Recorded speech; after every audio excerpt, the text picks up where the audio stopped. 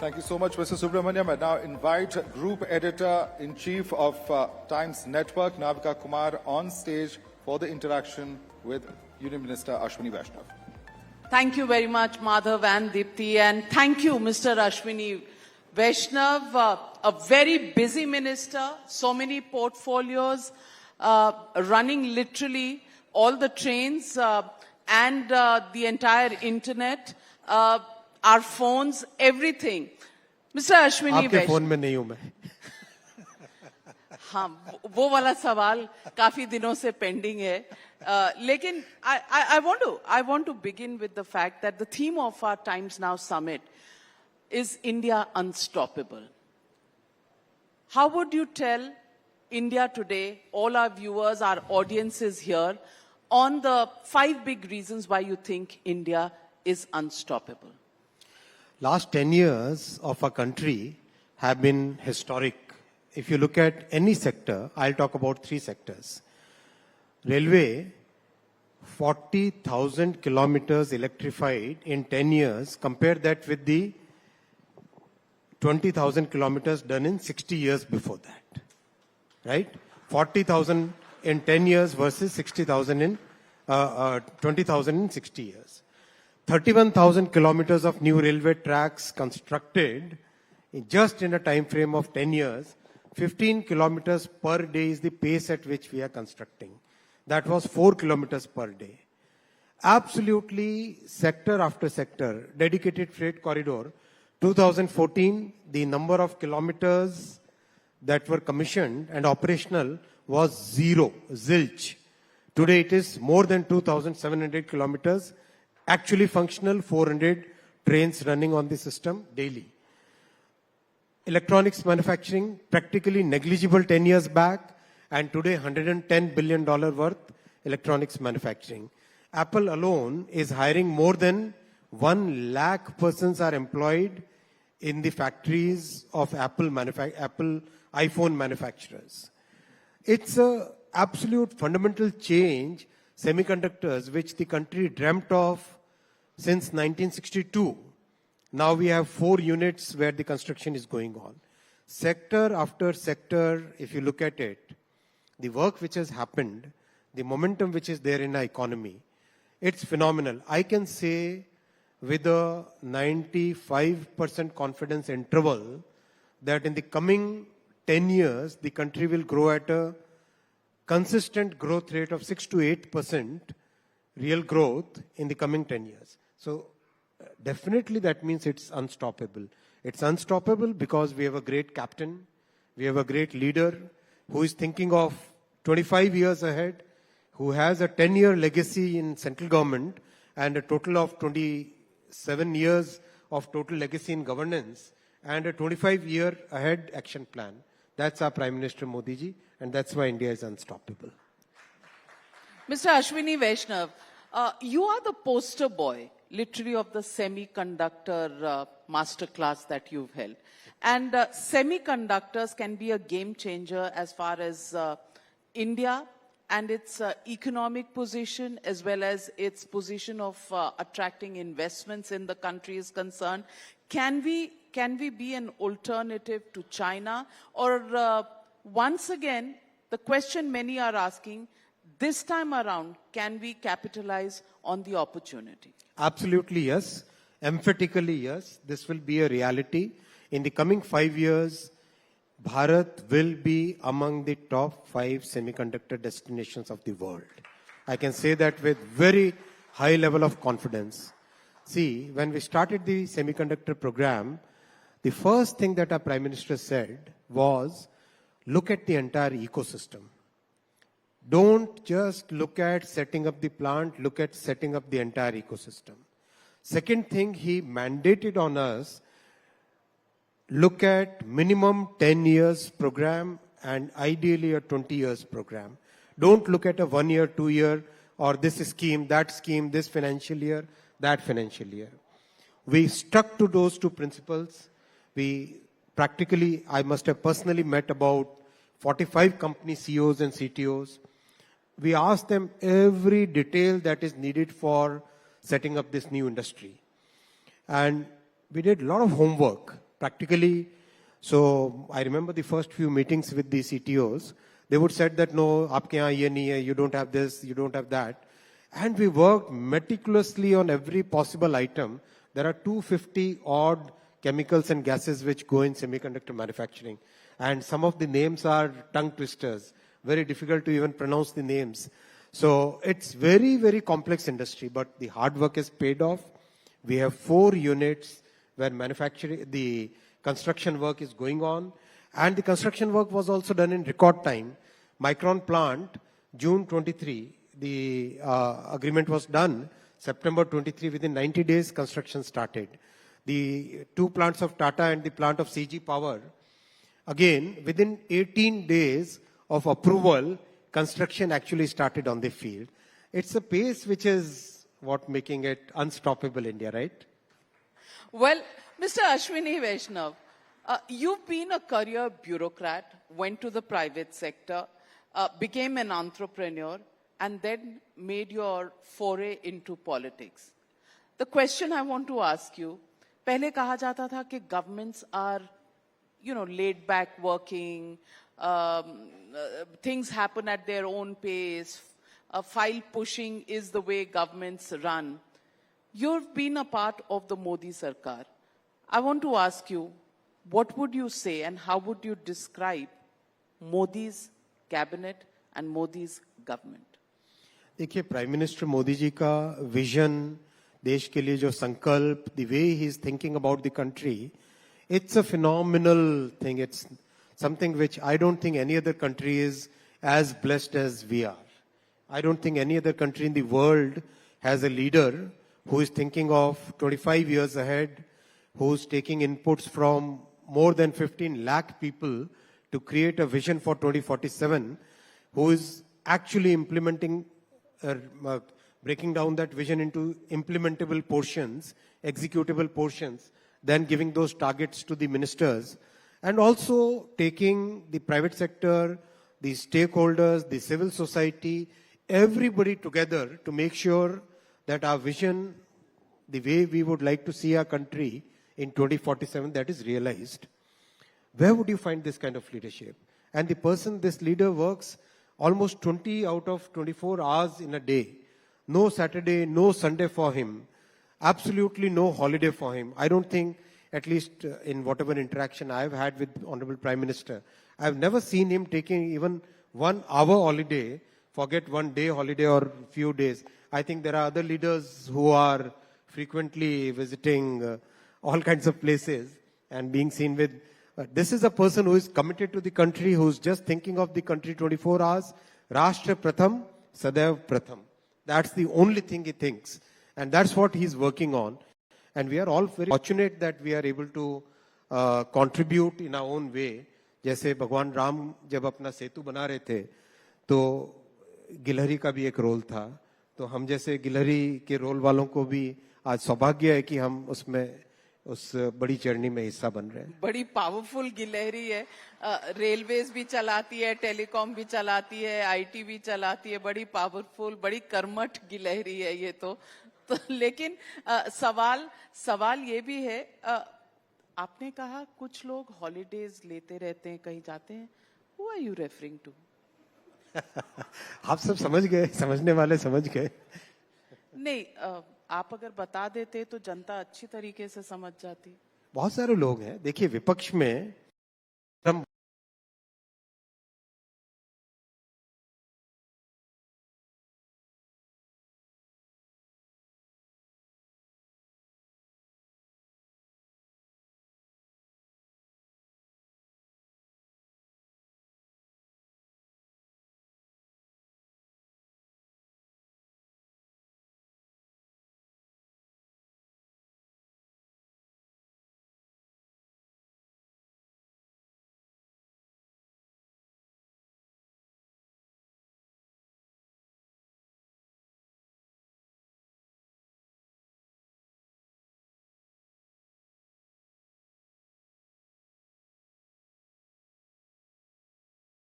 बांध के रखा कि कोई प्रोग्रेस कर ना पाए, जो प्रोग्रेस कर रहा उसको नीचे दबाओ. मतलब सारी दुनिया सोचती थी कि इस देश का इतना पोटेंशियल है लेकिन कांग्रेस की सरकारों ने 4 डेकेड्स तक पूरे लॉस्ट डेकेड्स रखे। बाद में परिवर्तन आया, थोड़ा सा कुछ रिफॉर्म्स हुए, फिर श्रद्धेय अटल जी के टाइम में और बहुत सारे रिफॉर्म्स हुए, फिर 10 साल का पीरियड आया जिसमें जो कुछ किया कराया था वो सब भी एक प्रैक्टिकली एक फिर एक लॉस्ट डिकेड किया 2004 से 2014। 2004 में जब अटल जी ने जिम्मेदारी सौंपी थी डॉक्टर मनमोहन सिंह जी को, कांग्रेस की सरकार को, इतनी हेल्दी, इतनी रोबस्ट इकोनॉमी थी। मैं एक छोटा सा क्विज आपके सामने रखना चाहूंगा। 2004 में जब श्रद्धेय अटल जी ने when he handed over the responsibility to doctor Manmohan Singh ji, हमारे भारत की रैंकिंग दुनिया में कितने पे थी? गैस करो ना। 11th। किसने बोला? भाई इनके लिए जोर से ताली बजाओ यार। 11th रैंक पे थी। अब मैं पूछता हूं 2014 में जब प्रधानमंत्री श्री नरेंद्र मोदी जी ने जिम्मेदारी संभाली देश की, कितने पे थी रैंकिंग? 11। सबके लिए ताली बजाओ, सब सही बोल रहे हैं। तो 11वें रैंक पे 2004 में, 11वें रैंक पे 2014। इसका क्या मतलब है भाई? इसका मतलब पूरा 10 साल वेस्ट हुआ ना वेस्ट। और मोदी जी ने 2014 में 11वें रैंक पे जिम्मेदारी ली। आज कितना है? 5वें नंबर पे ऑलरेडी हम पहुंच गए। 5वें नंबर पे पहुंच गए और ये मोदी की गारंटी है कि 2027-2028 तक हिंदुस्तान दुनिया की तीसरी सबसे बड़ी आर्थिक ताकत होगी। आप देखो जितना काम कर पा रहे हैं, 11 लाख करोड़ का इन्वेस्टमेंट हो रहा है कंप्लीट इंफ्रास्ट्रक्चर को रीबिल्ड करने में। जब 5वीं आर्थिक ताकत इतना कुछ कर सकती है, आप इमेजिन करो जब तीसरी बड़ी आर्थिक ताकत होगी, कितनी देश में क्षमता होगी जो काम कर सके और देश को एक ऐसे फाउंडेशन दे सके जो 2047 और 2047 के बियॉन्ड भी देश के काम आए। ये है मोदी जी का प्रभाव। So let me ask you, today the Prime Minister has also tweeted, some eminent lawyers have also written a letter. The question that is being asked, and the Prime Minister has tweeted about the pressure that is being put by the Congress party on the judiciary.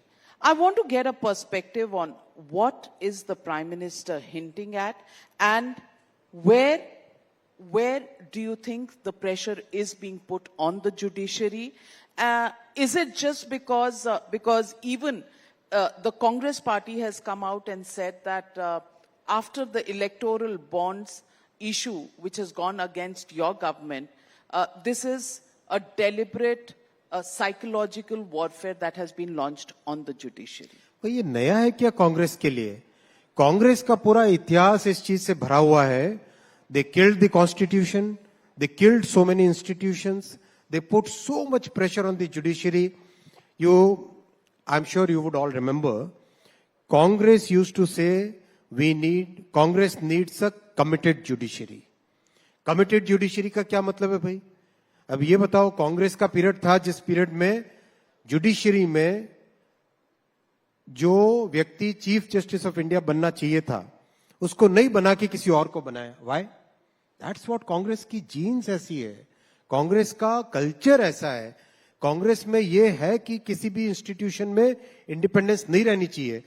अगर आप अभी miss Neerja Chaudhary ने अभी एक book लिखी है prime ministers पे, उस बुक को आप पढ़ो। पहले ही चैप्टर में इतनी स्ट्रॉन्ग सामने आता है कि किस तरह से कांग्रेस के गांधी परिवार ने क्लियर डिस्कशंस होते थे कि कॉन्स्टिट्यूशन को कैसे सबवर्ट किया जाए। I mean that's the way Congress mindset is. तो आज वो फिर प्रेशर डाल रहे हैं, ये उनका काम है, ये उनका नेचर है। लेकिन मैं आपको विश्वास दिलाता हूं एक चीज का, ये देश, हमारी डेमोक्रेसी, हमारे देश में आज जो एक पॉजिटिव माइंडसेट है, आज जो एक अंदर से आत्मविश्वास है, इस देश को कांग्रेस की कोई भी गलत भावना इस देश को हिला नहीं सकती, इस देश के कॉन्स्टिट्यूशन को टच नहीं कर सकती। इस देश के इंस्टीट्यूशंस को, कांग्रेस में आज इतनी ताकत नहीं है कि वो किसी भी इंस्टीट्यूशन के साथ कोई भी छेड़खानी कर सके। But the charge of the Congress party is that it is your government that is subverting institutions, especially the misuse of agencies against opposition leaders. Especially in the recent times, there has been Hemant Soren, a sitting chief minister who's had to resign, has been put behind bars. Delhi Chief Minister Arvind Kejriwal, sitting Chief Minister, has been put behind bars, and today he's argued his own case, saying this is the BJP's conspiracy to crush the Aam Aadmi Party.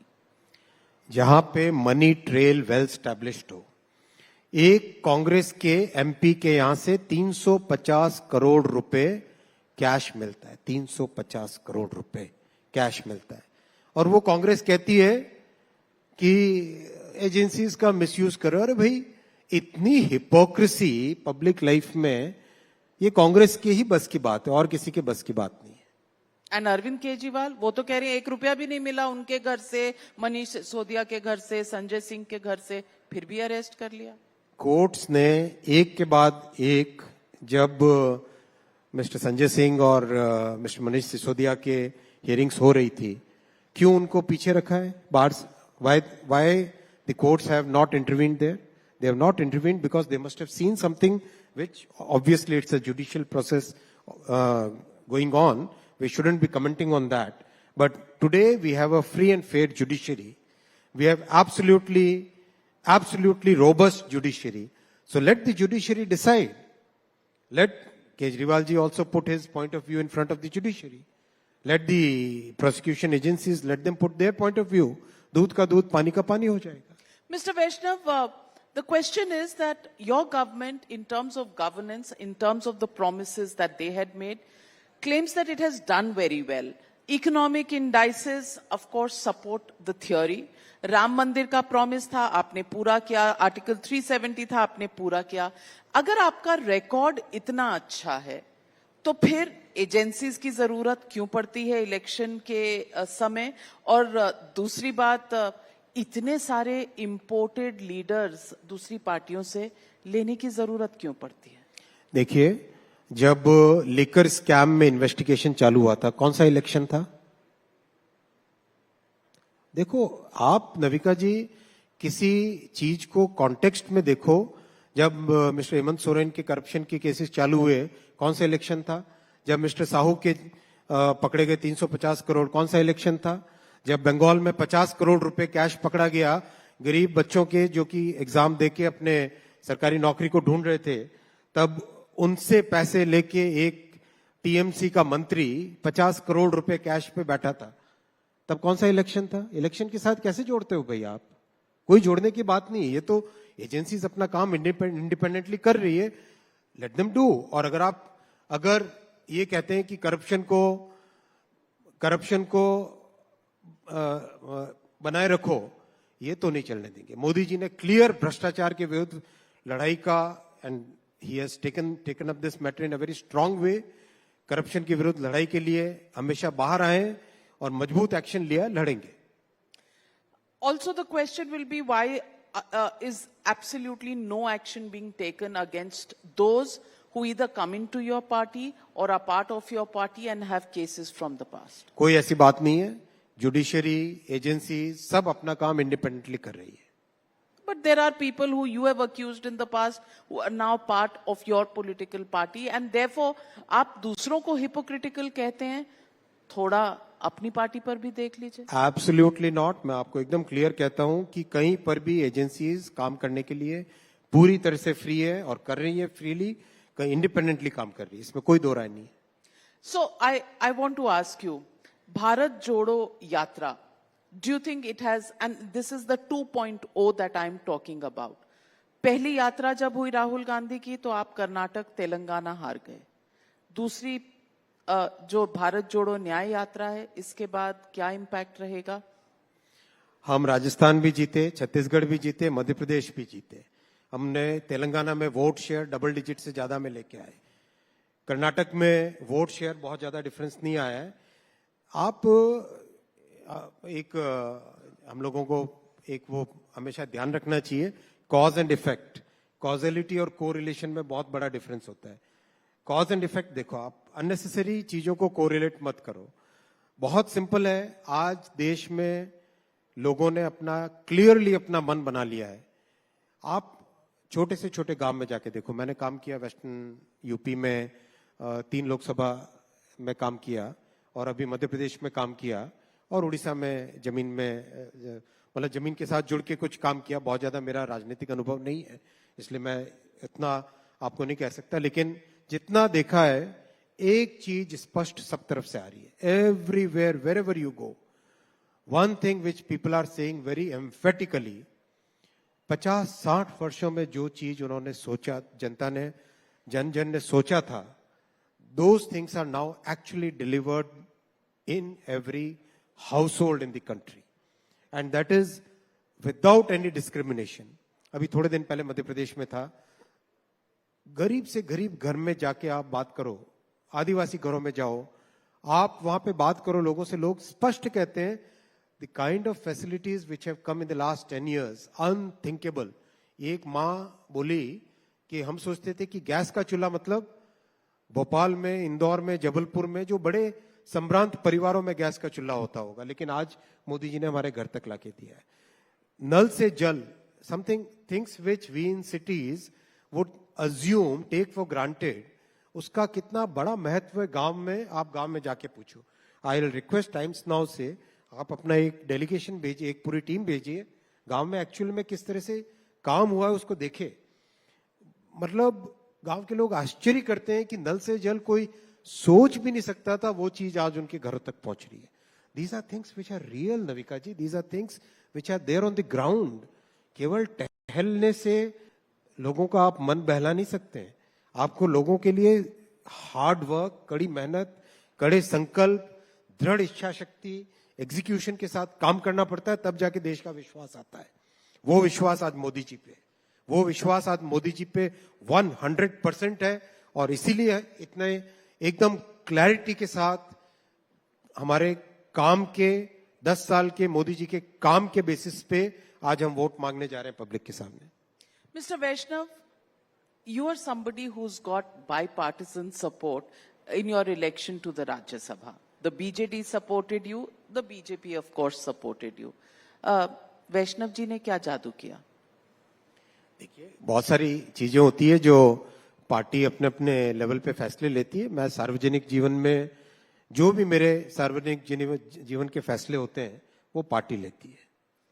मैं एक कार्यकर्ता हूं, एक discipline कार्यकर्ता हूं, जो party तय करती है वो मैं कर लेता हूं। और बीजेडी के साथ अलायंस की बात, क्योंकि आप ओडिशा से राज्यसभा मेंबर हैं, क्योंकि आप ओडिशा में काम कर चुके हैं, आप ओडिशा काडर के ऑफिसर भी रह चुके हैं, I want to ask you, there was a conversation of an alliance between the BJP and the BJD and then it fell through, why? देखो, मुझे अनुभव कम है, इसलिए मैं शायद I wouldn't like to make a very big statement here, but conceptually when a ruling party and the principal opposition party, conceptually alliance between these two combinations is very difficult, looks very improbable.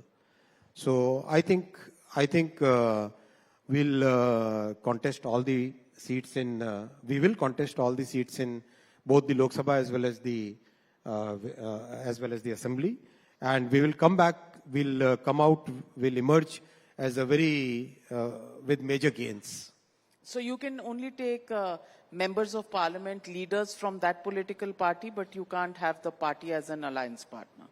वही मैंने कहा ना आपको, alliance between ruling party and the principal opposition party in a state is something which is very improbable. पर भृतुहरि Mahtab BJD के साथ थे इतने साल, उन्हें आप ले सकते हैं? देखिए, भारतीय जनता पार्टी एक विचार, एक कमिटमेंट, एक आइडियोलॉजी पे चलने वाली पार्टी है।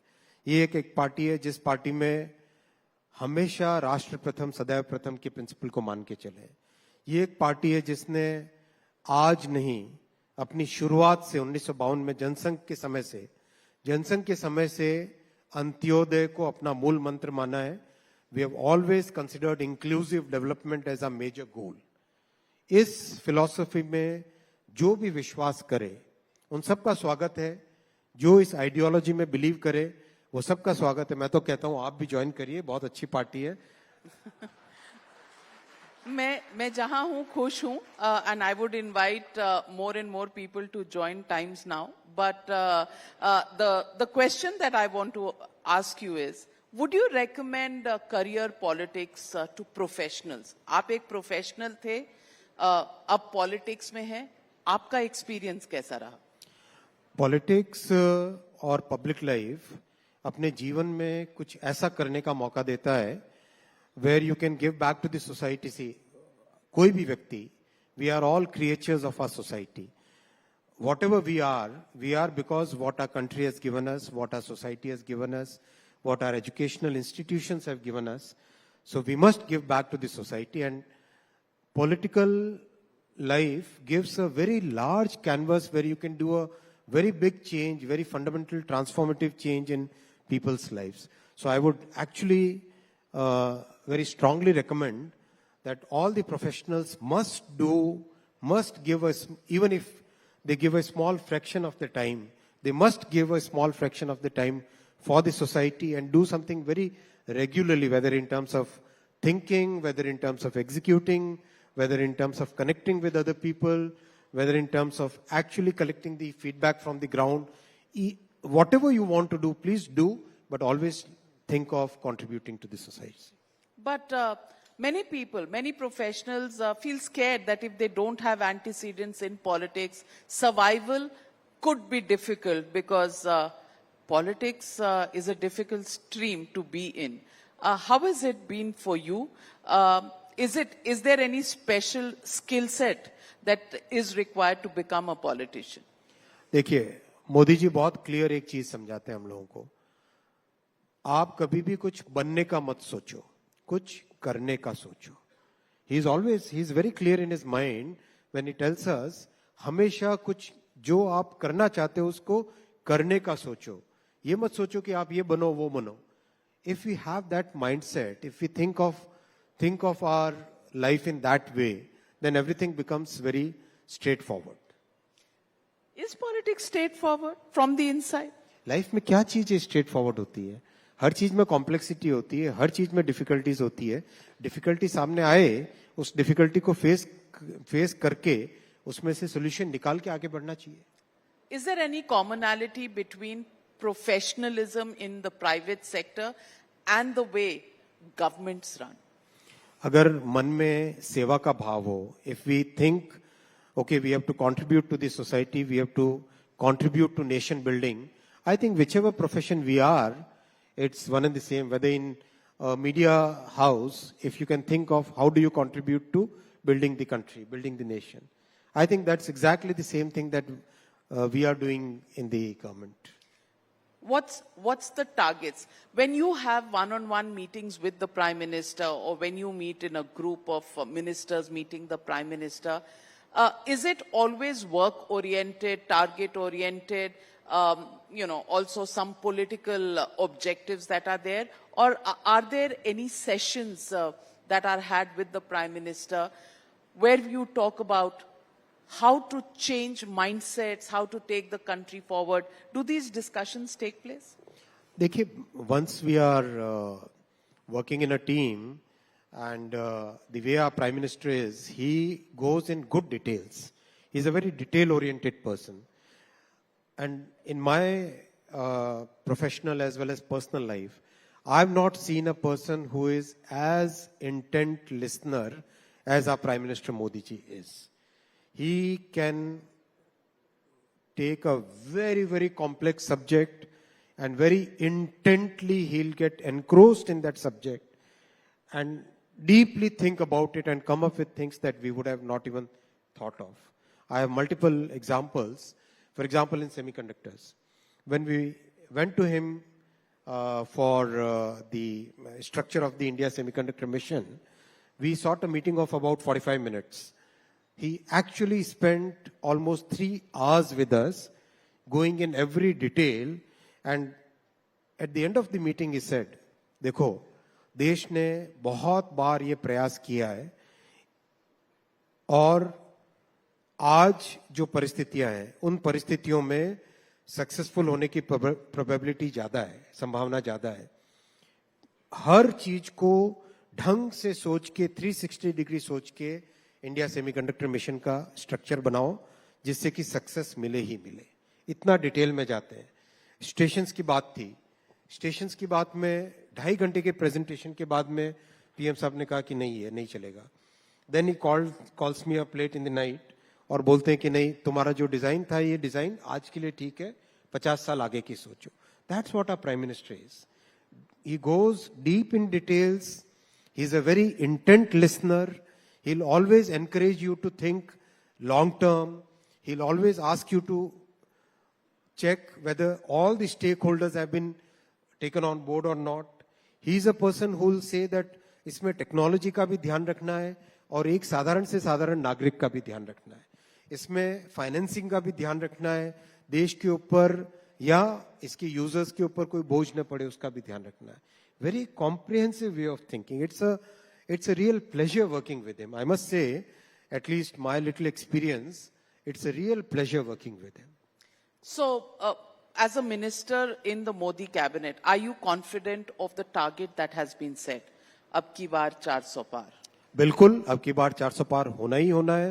And that is based upon the work which has been done. देखो, 10 साल की लेगेसी देश के सामने है, 10 साल की लेगेसी पूरे देश के सामने। इससे पहले गुजरात की लेगेसी ऑलरेडी थी। गुजरात प्लस देश के प्रति जो मोदी जी ने जो काम किया है वो देश के सामने है आज।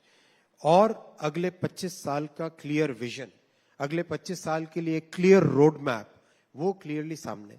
आप मुझे बताओ, आज अगर विश्व के टॉप 10 इकोनॉमीज को अगर आप सामने लेके देखो, लिस्ट बनाओ, क्या कोई एक भी देश है जो आगे 25 साल की सोच रहा है? कोई नहीं सोच रहा है। कोई एक लीडर है जो इतना फॉरवर्ड थिंकिंग हो? कोई नहीं है।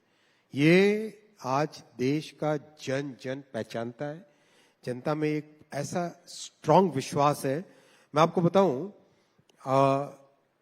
सहारनपुर जिले के छुटमलपुर गांव, माइनॉरिटी पॉपुलेशन वहां पे मैक्सिमम है, क्लोज टू 75% पॉपुलेशन माइनॉरिटी है।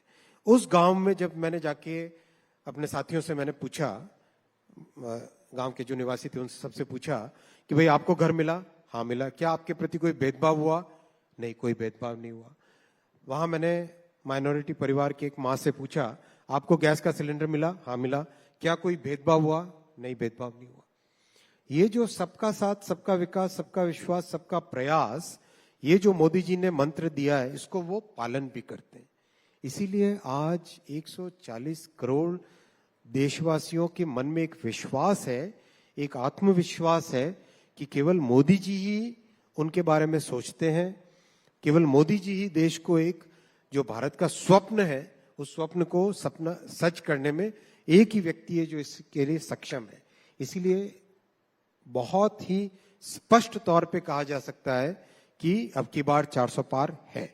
लेकिन south of India, it is the same country, but Tamil Nadu you've never won a seat, Kerala you've never won a seat, Telangana you have a very little presence, Karnataka where you had a larger presence you've lost the state government, Andhra Pradesh you don't have a seat. आप 2019 से पहले की discussions देखो, चुनाव से पहले के। बंगाल में यू हैवंट वन, ये लो साहब 18 सीटें। उड़ीसा में कभी आपने 1 सीट जीती, 2 सीट जीती, ये लो 8 सीटें।